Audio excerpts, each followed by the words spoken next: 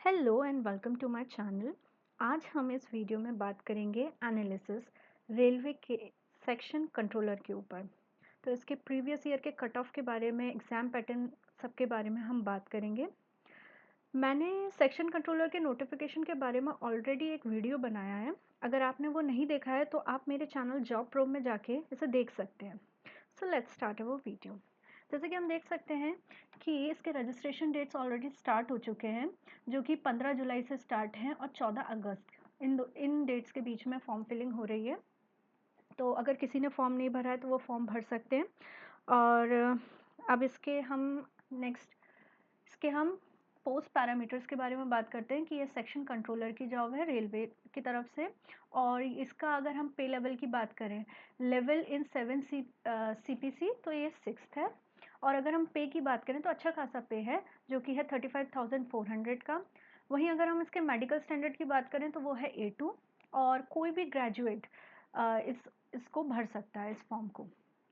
अब हम इसकी वैकेंसीज़ की तरफ जाते हैं कि वैकेंसी कितनी कितनी आई हैं। अगर हम टोटल वैकेंसीज़ में देखें कि अनरिजर्व में कितनी आई हैं, वो हैं 50, SC में आई हैं 19, ST में आई हैं 12, OBC की बात करें वो हैं 29, EWS की बात करें तो वो है 9। टोटल अगर हम देखें तो वो हैं 119। वहीं EXSM की देखें तो वो हैं 5। ये है हमारी 2026 की वैकेंसीज़। वहीं अगर हम लास्ट ईयर की बात करें, जो कि ये 2025 है, इस बार भी पेपर हुआ था 2025 में। अगर हम उसकी कंपेयर करें कि उस समय कितनी वैकेंसीज़ आई थी, तो अनरिजर्व में उसमें उस समय वैकेंसी आई थी 174। वहीं अगर हम SC की बात करें तो वो आई थी 56। और अगर हम ST की बात करें तो वो आई थी टोटल 34। और OBC की बात करें तो वो आई थी 80। वहीं अगर हम EWS की बात करें तो आई थी वो 24 आई थी। और EXSM की बात करें तो वो आई थी 36। और अगर हम PWBD की बात करें तो वो आई थी 15। और अगर हम टोटल इन सब का टोटल निकालें तो वो कुल मिला के आई थी 368। तो हम देख सकते हैं कितना बड़ा डिफरेंस है। इस बार आई है 119, लास्ट टाइम आई थी 368।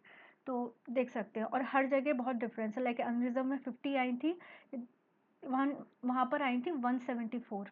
और यहाँ पर SC अब 19 है, उस समय आई थी 56। वहीं ST की देख लें, ये 12 है, वहाँ आई थी 34। तो कट ऑफ का बहुत मेजर डिफरेंस आया है, बहुत कम वैकेंसीज आई हैं इस बार। देख सकते हैं वैकेंसीज़ बहुत कम है। तो वैकेंसीज़ कम हैं तो इसका मतलब ये भी हो सकता है कि अब कट ऑफ बहुत ज़्यादा हाई भी जाएगा। अब हम देखते हैं कि टेस्ट का क्या क्राइटेरिया है। देखो, टेस्ट पहले तो आपको CBT देना होता है। ये है कंप्यूटर बेस्ड टेस्ट। ये 100 मार्क्स का होता है, ठीक। उसके बाद आएगा, अगर आप इसको क्वालिफाई कर जाएंगे तो उसके बाद आएगा आपका CBAT। ये होता है एक तरीके का साइको टेस्ट। फिर उसके बाद जब आप इसको भी क्लियर कर लेते हैं तब आपका होता है DB। फिर आपका होता है मेडिकल। तो ये तो इसका प्रोसेस है। अब अगर हम इसका ये देखें कि CBT, ये CBT का है।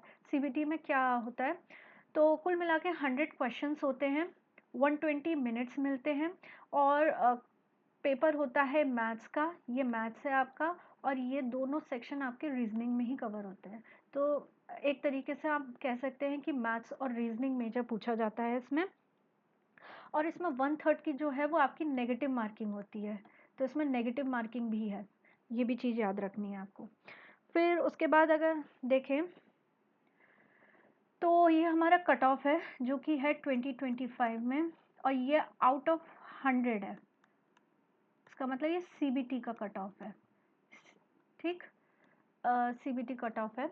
अब हम देख सकते हैं कि जनरल कैटेगरी में अगर अहमदाबाद देखें तो आउट ऑफ 100 है, तो कितने ज़्यादा मार्क्स हैं आप देख सकते हैं कि अहमदाबाद में 93.43 है, भोपाल में 93.87 है, पटना में 92.59 है, मुंबई में 94.19 है, चेन्नई में देखें तो 93.66 है, कोलकाता में देखें तो 96.29 है, बिलासपुर में देखें 93.69 है, बेंगलुरु में देखें तो 95.79 है, सिलीगुड़ी में देखें 93.98 है, गोरखपुर में देखें तो 96.12 है।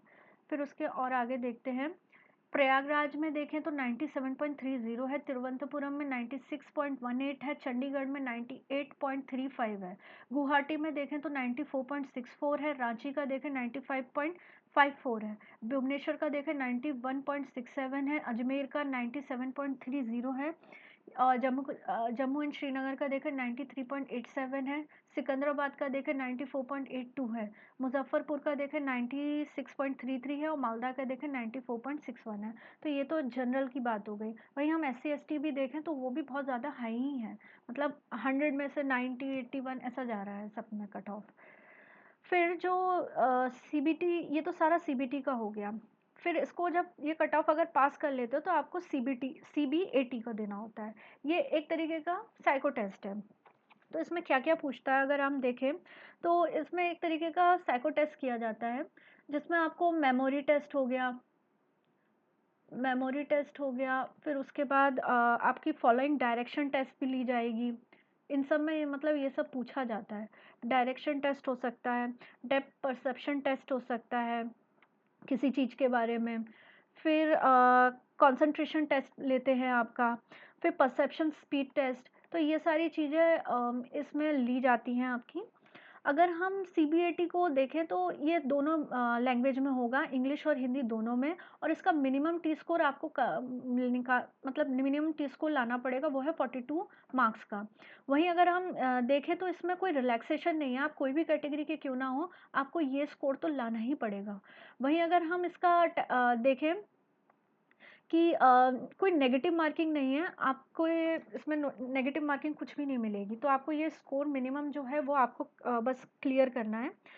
तो इन सब चीज़ों की नॉलेज ली जाती है। फिर उसके बाद अगर हम देखें तो CBAT जब हो जाता है तो उसके बाद आपको DV के लिए बुलाया जाता है। CBAT के बाद आपको DV के लिए बुलाया जाएगा, और DV के बाद आपको मेडिकल के लिए बुलाया जाएगा। जो आपकी जो ये मेरिट लिस्ट है ना, वो बनेगी किस तरीके से, उसमें आपका 70% जो है ना CBT लिया जाएगा, प्लस 30% जो होगा वेटेज वो होगा CBAT का। उसके बाद आपकी जो मेरिट लिस्ट होगी ये निकाली जाएगी, और जब मेरिट लिस्ट निकाली जाएगी जो कैंडिडेट सिलेक्ट होगा वो ही DV में जाएगा, फिर उसके बाद मेडिकल में जाएगा। तो ये इसका प्रोसेस है। तो बस यही सब है इसमें। सेक्शन कंट्रोलर की अगर हम जॉब के बारे में बात करें तो एक बहुत अच्छी जॉब है। इसका काम जो होता है वो मैनेज करना होता है। ये स्टेशन मास्टर को गाइड करता है, इंस्ट्रक्ट करता है, ये सब इसका काम होता है। अगर हम सैलरी की बात करें तो सैलरी बहुत अच्छी है। तो एक तरीके से कहा जा सकता है कि ये जॉब एक बहुत अच्छी जॉब है, अगर कोई लग जाए तो एक आराम की जॉब है। तो बस यही सब है इस जॉब के बारे में। आई होप आपको मेरा वीडियो ये पसंद आया होगा। अगर आपको ये मेरा वीडियो पसंद आया हो तो आप लाइक कर सकते हैं, शेयर कर सकते हैं, सब्सक्राइब कर सकते हैं, और अगर आप मेरा टेलीग्राम चैनल को ज्वाइन करना आते हैं तो ये मेरा टेलीग्राम चैनल का नेम है, आप इसको ज्वाइन भी कर सकते हैं। आप मेरे चैनल को सब्सक्राइब भी कर सकते हैं ताकि आप मेरे कोई भी वीडियो को मिस ना करें। So thank you for watching my video.